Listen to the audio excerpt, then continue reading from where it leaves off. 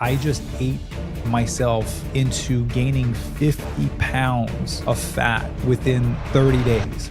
Unsustainable diet became my point of reference for nutrition. That unsustainable body became my point of reference to which I've compared myself to for a very long time. I ate everything that I wanted to in any quantity that I wanted to because I told myself on Monday I'm starting. All right, good morning everyone and welcome to another episode of the Fit Vegan Podcast. Today, I'm going to be going solo because I have some topics that I want to share with you that has come up over the course of the few interviews that I've done with people as a part of the questions on YouTube. We talked about addiction to sugar, bad relationship with food, bad relationship with exercise, and with the body. And so I wanted to share with you how I overcame my bad relationship with food and my bad relationship with my body and with exercise. All right, welcome to the Fit Vegan Podcast. I'm your show host, Maxime, and I'm the founder and CEO of Fit Vegan Coaching, a company that is on a mission to help 10,000 people get lean, thrive, and reduce their risk of chronic illnesses by 2033 and 1 million by 2050. I believe that having a fit, healthy body and mind is the foundation to living an incredible life, and this is what the show will give you if you choose to listen and implement. Enjoy the episode and have a great day. So just give you a little background. Many years ago, well over 12 years ago, I did a bodybuilding competition. And that was my first time kind of experiencing extreme dieting, extreme exercise, and ended up going down to like 3-4% body fat. Like I was in an anatomy chart. You can see the veins crawling up my stomach, my butt cheeks, you can see the striations of the muscle. Like I was really lean. But the thing is, it was done obviously it's not healthy to do that, but it was done in such a restrictive way that I didn't know anything about nutrition and dieting at the time. And so I was told for my breakfast that I could have, blueberries, but I wasn't allowed to eat strawberries or banana or else it would make me put on fat. And so I started to become fearful of certain food. And because the calories were so low and so restrictive, when I ended my bodybuilding competition, I just went crazy because I couldn't have any of the, the tasty food basically. And what ended up happening is I just ate myself into gaining 50 pounds of fat within 30 days post-competition. So end the competition, I am an anatomy chart. 30 days later, I have man boobs and a belly. Like it literally was such a wide spectrum and such a wide range of emotion to kind of get to that. And so what ended up happening when I did that is because I was told when I was dieting that it had to be this strict, that I couldn't eat other types of fruits or other types of vegetables or other types of carbs or other sources of protein, then I became fearful of all these other foods. But that was also my first time doing a body recomposition. And so that's what became the blueprint in my head of what needed to happen to be lean.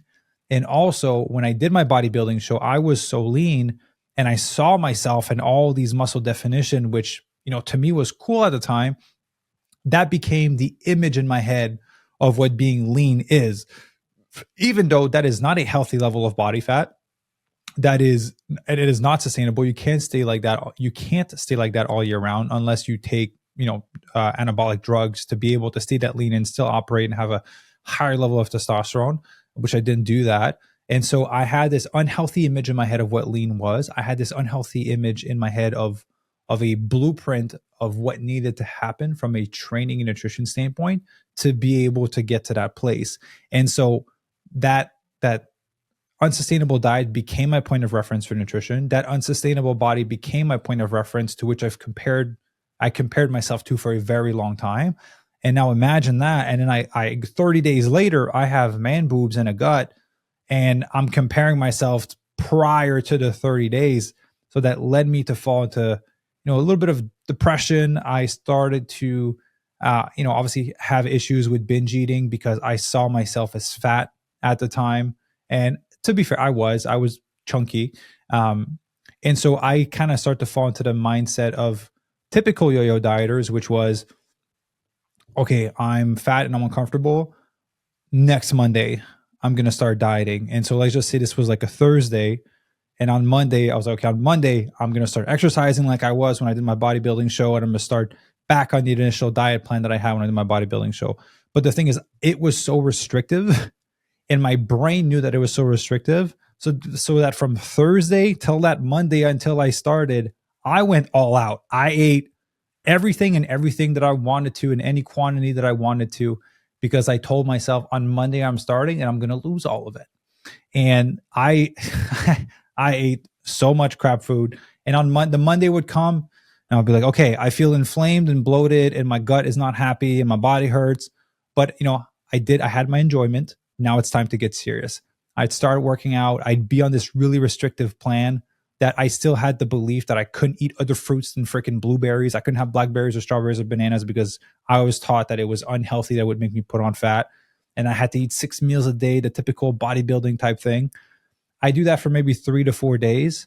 And then I was like, oh, I really want like a cookie or a little bit of a dessert or something. And because those foods were put on a pedestal as the devil, I was like, well, I can't have those. I can't have those because it's going to sabotage everything that I'm working towards.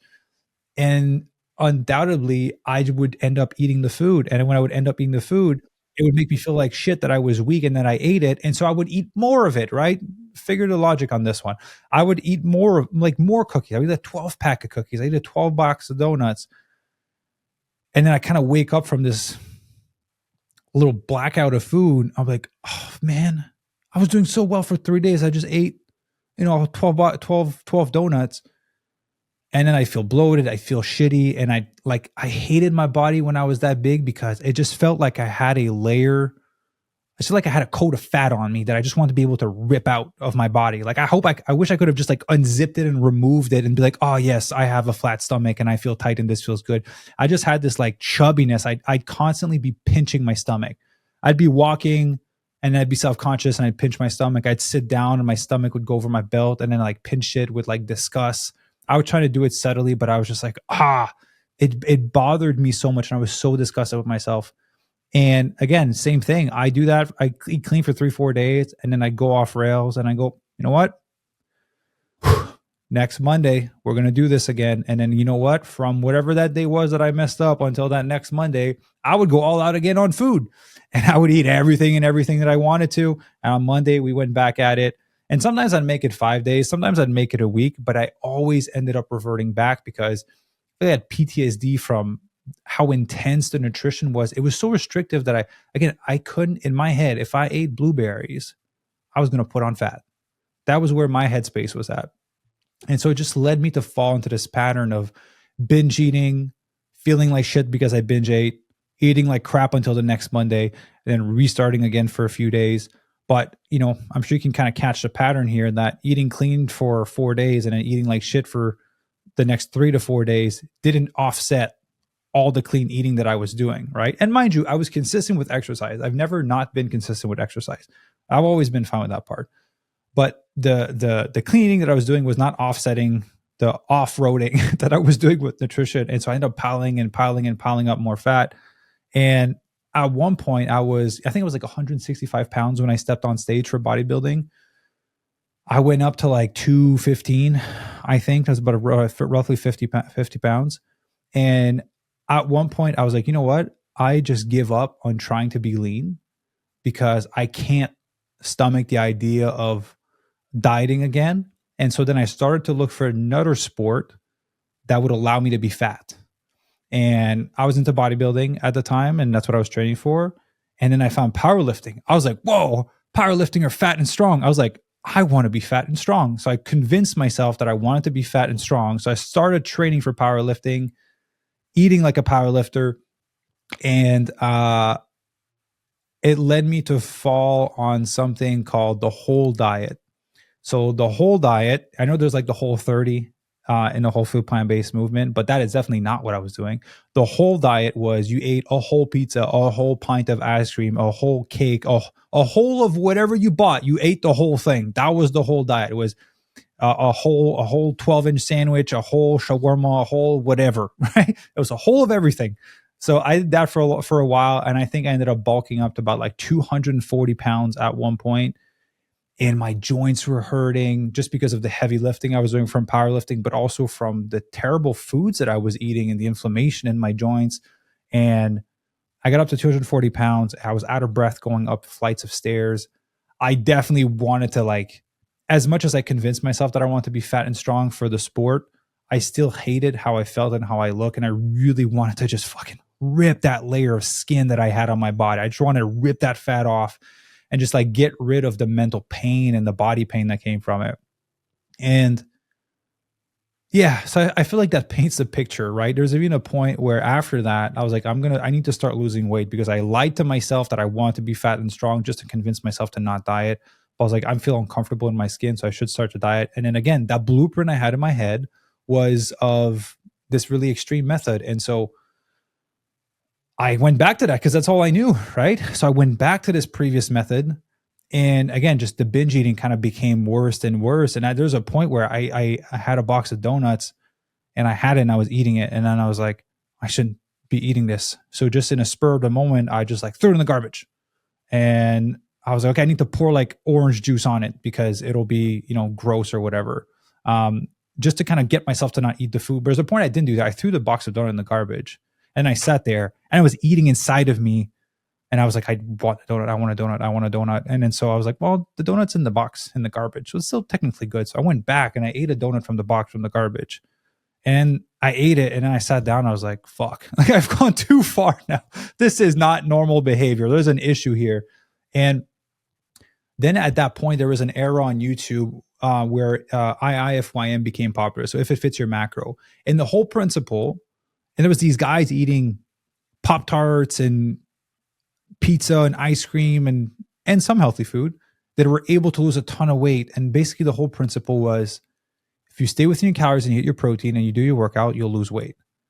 And I was like, whoa, I can eat sugar and processed food and be lean. And so to me, again, what I'm sharing with you is not healthy. I'm just sharing my behavior of how I fix my relationship with food. I've tweaked that whole process to be a lot better for members that have that bad relationship with food. But to me, I was like, oh my God, I just need to track my calories, hit my protein, do my workouts, and I can get lean. And so that's what I did. I ate like 70% processed food, 30% clean food so that I could hit my protein for like 4 months, I think. And I lost all the weight and I got a 6-pack. And I was like, whoa, I just ate like the crappiest food for 4 months, but I stayed within my calories. I tracked meticulously. I had my protein and I did my cardio and my workouts like I would for a fat loss phase. And I got a 6-pack. I was like, okay. I'm like, this is wild. But here's the thing. I had so much acne on my face. My digestion system was terrible. I had no energy. My joints were hurting, even though I was young. Like nothing was going great on the inside, besides the fact that I had lost the weight, right? But what happened to me in going through that phase was very interesting. Was because I could have all of these foods that I was told that I couldn't have before, they started to lose their hold on me. They started to lose their specialness of like, ooh, I want a cookie. I can't have a cookie. Therefore, I want the cookie more. And when I eat the cookie, I eat 12 cookies. But I was like, I want a cookie. I can eat cookies. I just need to make it fit with my calories for the day. And so when I did that for 4 months, what that ended up happening was at one point I had a kick for donuts. And I was like, okay, I'm going to eat a donut every day. And I'm going to eat 2 donuts every day. But eventually, after having a donut every day, I was like, I don't want donuts today.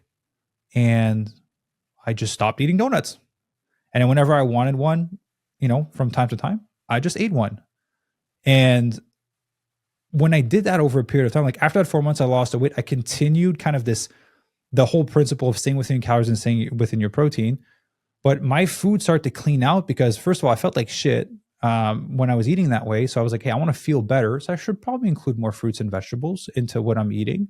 And I had more fruits and vegetables, my and grains, and my skin cleared up and I felt better and all of that.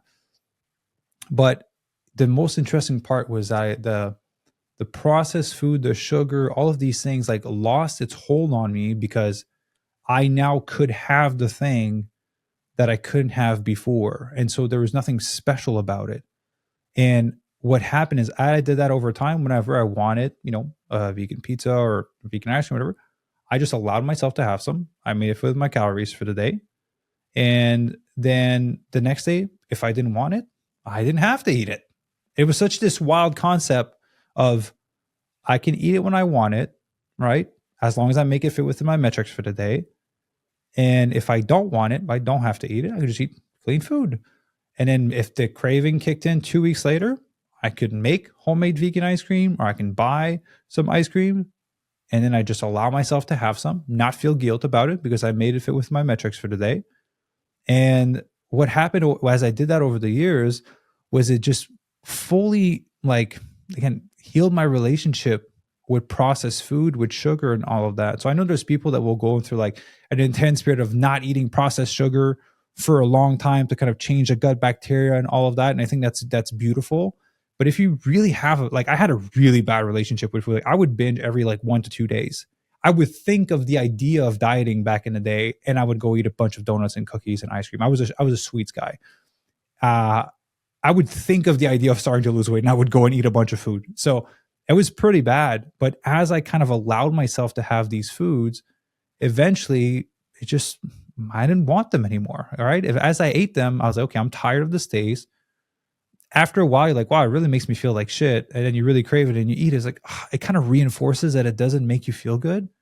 And after a while, I just kind of stopped eating these foods. And still to this day, every once in a while, if I want to have some vegan ice cream or vegan cookie or vegan whatever it may be, that's not like the cleanest, I still allow myself to eat it, because I know if I go down the path of like, I can't have this food and it's dark and the devil and blah, blah, blah. Well, guess what? I'm human too. I'm going to want it more. And I'm more of on the side of like rebellious when it comes to kind of dieting. I have a hard time following specific rules. That's why I like guidelines, right? I know myself. So I like guidelines. I'm like, okay, I have this calories, this amount of protein. I want to feel good. So I'm going to eat, 90% whole food plant based.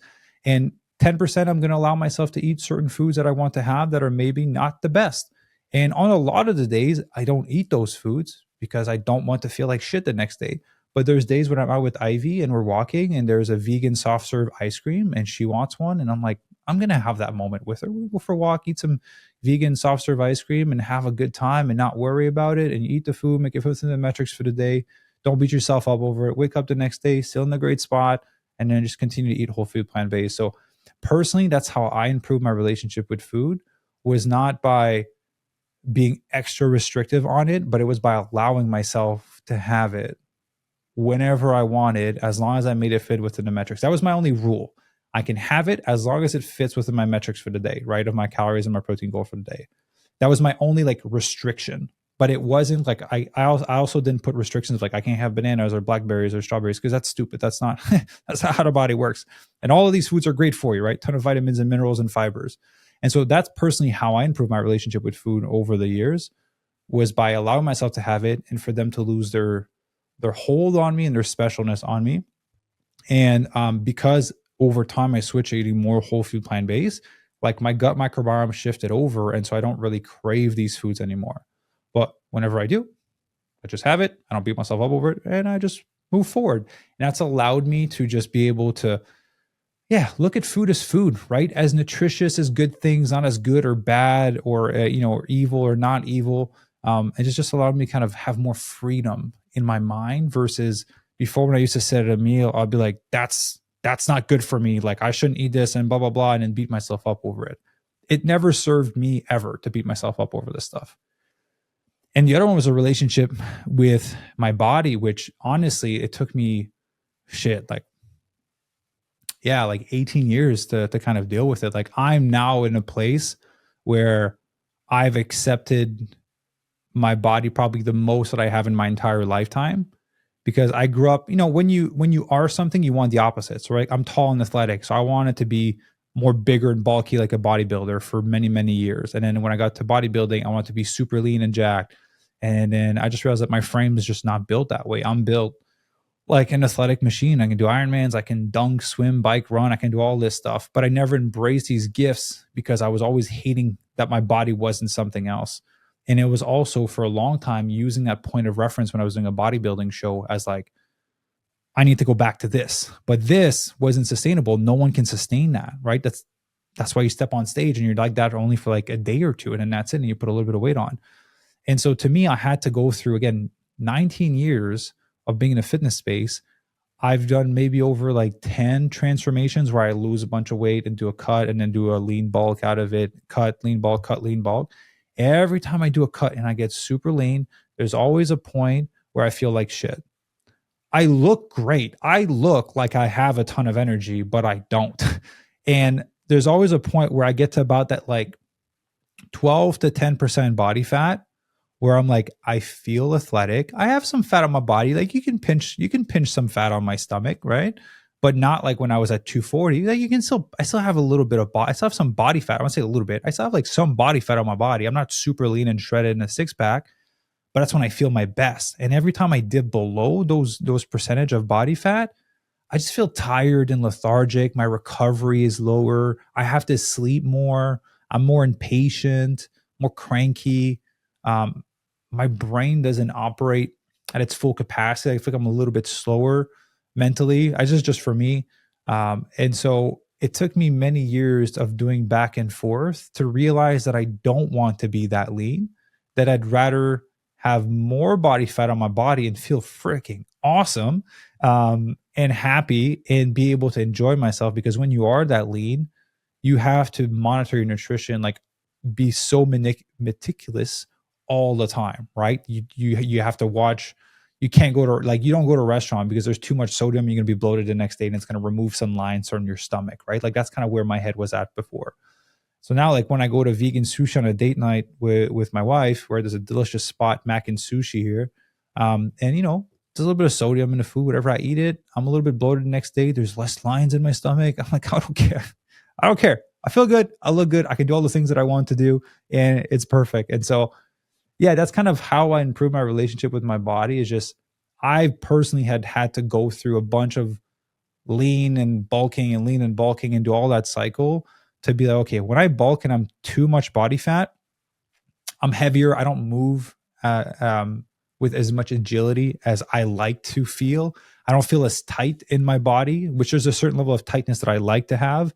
But then there's also on the flip side, when I get too lean, I have no energy. I'm cranky. I don't feel good. I have a hard time focusing, and I have to obsess. I have to be so anal about my food that is just not enjoyable. And so to me, I just kind of stay around that 12 to 10% body fat, and I feel awesome, right? You want to go play basketball, go for a trail run, go for a swim, go for, a 5-hour bike ride. Like I'm good to do all of it because I have the fat storage to the energy to do that. I have enough food to be able to do that. And so, yeah, I hope this was helpful. This is more like personal story as to how I improve my relationship food with my body. But honestly, relationship with food happened a lot faster than relationship with my body because I feel like I had to heal my relationship with food first to get to a place where I'm like, I don't want to obsess over food all the time and beat myself up for not looking a certain way or eating perfectly all the time, right? Kind of like the next episode I recorded for next Thursday where I talk about living in the gray, like kind of living in that gray zone versus kind of being black and white, all out or nothing. So yeah, I hope this resonates with some of you. Again, I believe everyone needs different strategies, right? When we coach our members that have a bad relationship with food, we have a conversation with them. Like, what's their background? Where are they coming from? What are the issues? So it's not the same methodology for everyone. But to me, that's personally how I did it over the course of like a decade is how I improved my relationship with food. It didn't happen overnight. It didn't happen in a year. For sure didn't happen in a year because it takes a lot of like thinking and inner work as you kind of go through it. And it takes a lot of messing up and slipping up into eating some food, and you kind of beat yourself up a little bit, but you're trying to get out of that pattern, and then you kind of catch yourself and like, well, I shouldn't beat myself up for this. Like, it's not the end of the world, right? And even though I am in the fitness space, which, I've had this conversation with a few people that are in the fitness space, like it feels like we have to be cover of magazine ready all the time because I am the face of a, health and fitness company. But at the end of the day, I'm not putting myself in that position because our whole company is not about getting people ready for a cover of a magazine. Like if someone wants to, we will. We've done it with a few people. But the majority of people want to be lifestyle lean, which is you go to the beach, you're in your bathing suit, you feel great, you feel confident, you look awesome, but you also have energy and you're happy, and you don't have to be a dickhead with your nutrition, where you can't eat out with friends, where you can't go on vacation and enjoy the delicious vegan restaurants. We had member goes to like Italy and Germany, and there's like UK. There's so many great vegan restaurants, and like I'm happy that I was able to enjoy these restaurants, but know how to stay on track and not feel like I deprived myself on my vacation. So it's that fine balance of being sustainably lean, but learning how to make things work so that you can enjoy your life. Because I'll be honest with you, it's kind of like that Jim Carrey quote. I wish everyone could be rich and successful to understand that there is nothing to it. I wish that everyone could just have like the flattest stomach with the most shredded six pack and the ideal, like the most perfect body that they would want in their head. And I've been at that place multiple times to understand that there's nothing to it. All right. You'll get a six pack or a flat stomach, like a cover of a magazine. You'll be like, oh, wow, cool. And then life happens. You have to go back to your job. You can have a fight with your partner. Your kids need something. Your tire is going to blow out on the side of the highway. Like it doesn't change much, right? But what I like about being able to transform your body, and that's what it's given me to kind of go through this whole journey, is it allowed me to develop a level of discipline that has been unmatched by anything else that I've ever done, in that I've mastered is a big word. So far for the chapters of my life, I've mastered this, right? As I move to the next chapters, it will be new hard things to adapt to and master. But so far, I've mastered the aspect of, if I say I'm going to do something, I have an idea of like the blueprint to get there, right? I have to be kind for myself. I understand I'm going to make mistakes. I understand I'm going to have to learn from those mistakes. I understand that I have to be consistent, but I also understand if I relentlessly show up, it is undeniable that I'll get to where I want to, even if the timeline's a little bit longer than what I want it to be.